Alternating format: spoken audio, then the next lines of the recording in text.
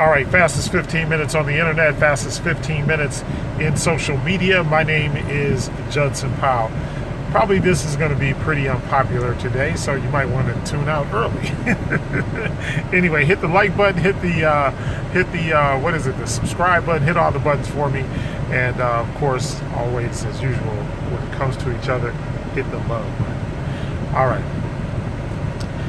I'm not a real big fan of Al Sharpton or the Action Network, and the reason why is because, they try to call lawyers ambulance chasers. Well, he's a hearse chaser.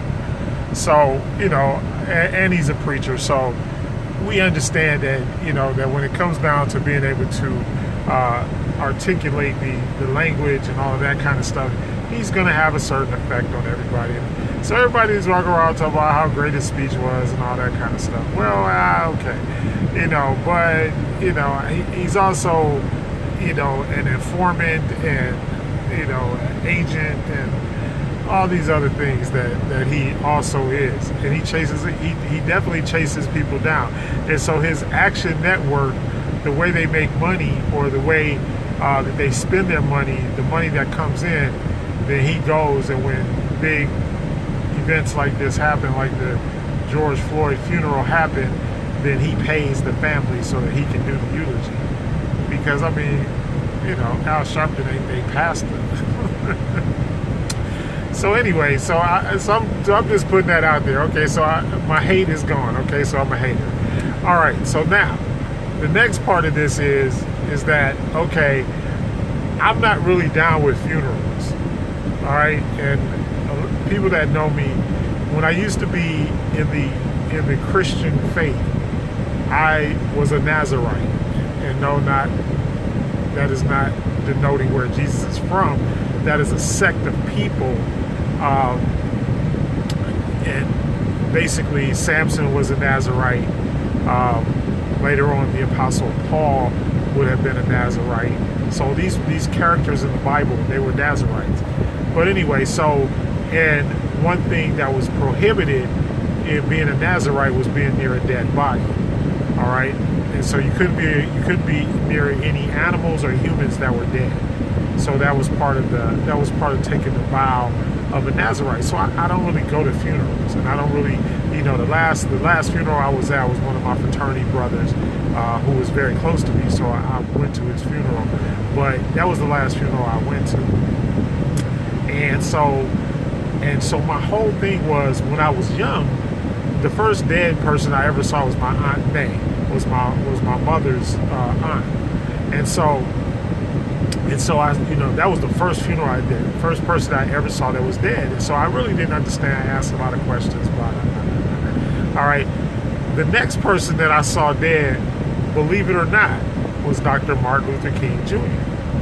All right. And so that is, and because we watched his funeral, because his funeral was on TV, and I remember they had his body on the horse-drawn caisson or whatever you call it, and so I remember that, very vividly. And then, but then throughout the years, I've always noticed, I was like, they give us like this big funeral as a pacifier. So Dr. Martin Luther King, it was just a pacifier. It was a pacification type deal, and then after that, nobody did nothing.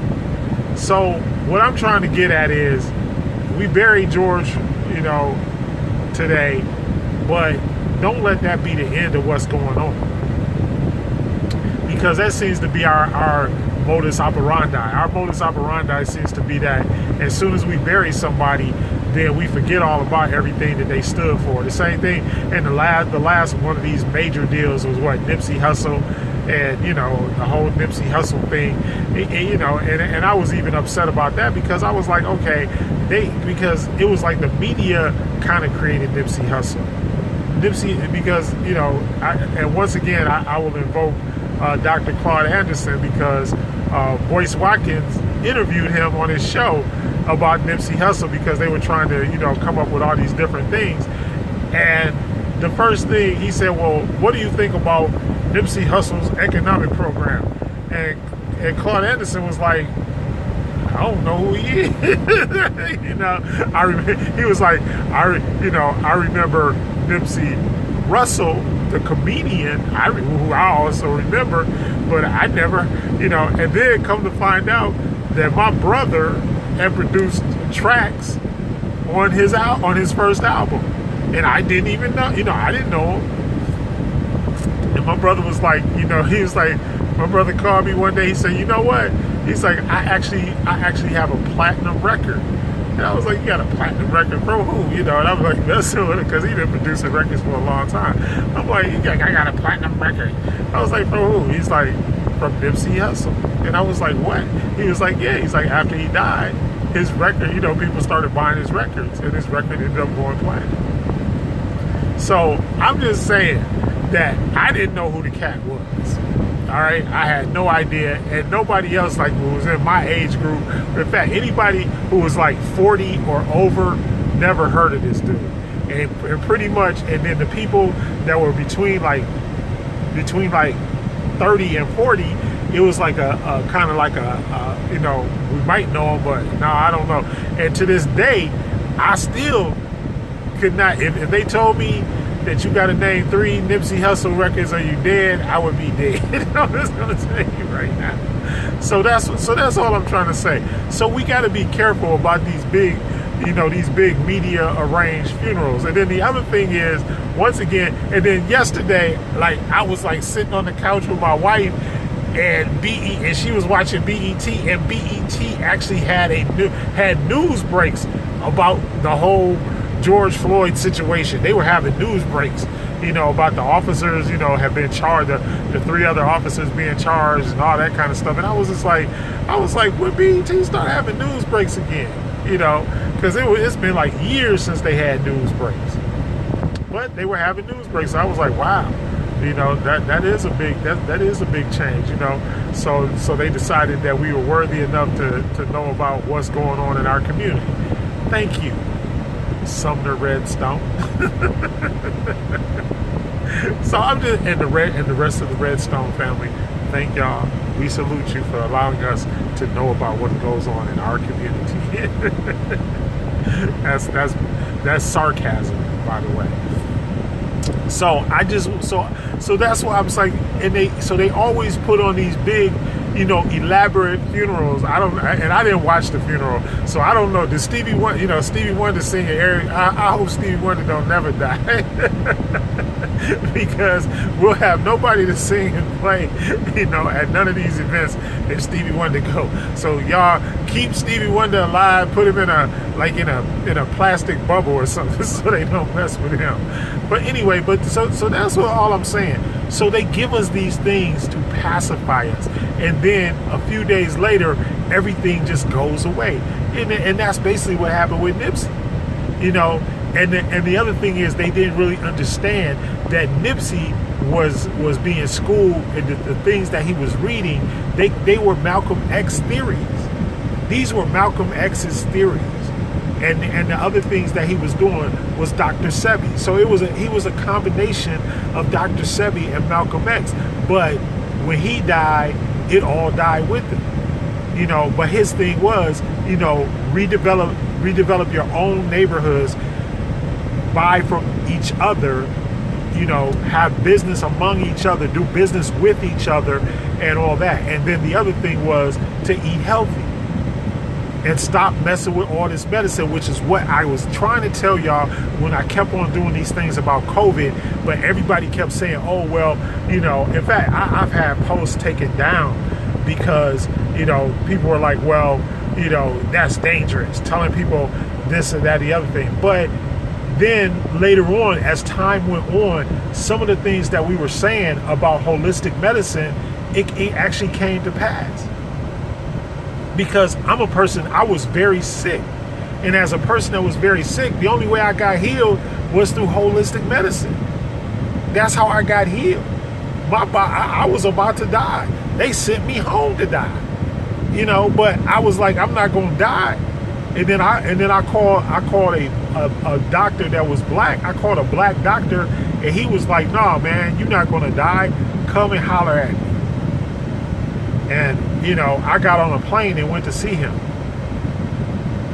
So I'm just telling you right now, you know, a lot of things that they tell you in the media and all that, they want you to believe. That's why I don't go for vaccines. You know, like my wife has never been vaccinated. She's never taken, you know, because her parents were just like that. They were like, look, I'm not taking this vaccine. And she's not sick, and she's never been sick. And the same thing is true with me and the flu vaccine. They've been trying to push the flu. They, you know, well, you're of an advanced age, and they try to push all these things on you. But the bottom line is, most of this stuff you don't need. It's like what, you know, because your own personal immune system. Spend time building up you. To thine own self be true. To thine own self be true. If you know certain things, like, you know, you've lived in your body. How long you been living in your body? You know how your body feels, and you know how when it's diseased. And disease is not necessarily a well-known disease. It's just like your body is not at ease. Your body is not able to rest properly. Your body is not able to function properly. And when you feel those type of things come on, the Most High, 9 times out of 10 has already provided a way out of that. So, and most of the stuff that I was sick with was my own fault. It was my fault because I gained too much weight. It was my fault. You know, it didn't have anything to do, but I was eating the Western diet. And I wasn't eating the Western Africa diet. I was eating the Western Caucasian diet that they've been serving to us. All the fast food and all that kind of stuff. That stuff is bad for you. It's not gonna help your health. So with the George Floyd situation, you know, let me get back on track. We can't just bury the man and then let all of the things that have been going on in the past few days pass, because the white supremacists, the white nationalists, and the people who believe that they should be privileged because they are white are still out there on the street walking around, and we see the things that they're saying and they're doing. You know, we saw Drew Brees, you know, and now all of a sudden Drew Brees is apologizing. You know, but in his heart of hearts, see, when somebody tells you who they are, believe them. In his heart of hearts, he still believes in that white supremacist, you know, doctrine that he spewed out, because that was the false doctrine that they tried to use against Colin Kaepernick. You know, oh well, he's disrespecting the flag, or he's disrespecting the military, or that's not what it was about. He was trying to bring light to the very thing that killed George Floyd, police brutality. And you've been perpetuating police brutality since you started policing. And nobody has gone, you know, most of these people get acquitted, they don't go to jail, they don't get time, and the whole white and the white privilege thing, it goes, and the one thing I was thinking about today, I said, you know, the whole white privilege thing, look, they let all the white guys out of jail, you know, because of COVID. Oh no, you know, we're going to release them early. But the black folks, you know, they toyed around, you know, with releasing Kwame Kilpatrick, and you know, Bill Cosby filed a petition. But those are guys that should be out on the street. They not hardened criminals. They not gonna hurt nobody, or at the most put them on house arrest.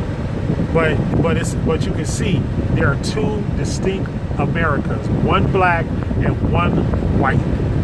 And black folks usually get the whole book thrown at them, and white folks, even if they go to jail, they don't stay in jail long. So we gotta equal this stuff out. That has to be changed. And there's a lot of stuff that needs to be changed. But right now is not the time to put somebody in the ground and then stand around with your hands in your pockets crying. That's not what this is about. And yeah, the service was beautiful and blah, blah, blah, blah, blah. But that can't be the end all, stop all, which it usually is with black folks. We got to keep on going and keep this fight up. We got to fight the good fight to the end. You know, we got to keep on fighting at this point. Because if we go back, then, you know, once we got this momentum, let's keep the momentum, all right? Keep the momentum. Don't back off, all right? Anyway, fastest 15 minutes is up. My name is Judson Powell. Hit the like button, hit the subscribe button, and most of all, hit the love button. And oh, white folks, we don't hate y'all. We just hate the ones that want to oppress us. We love you.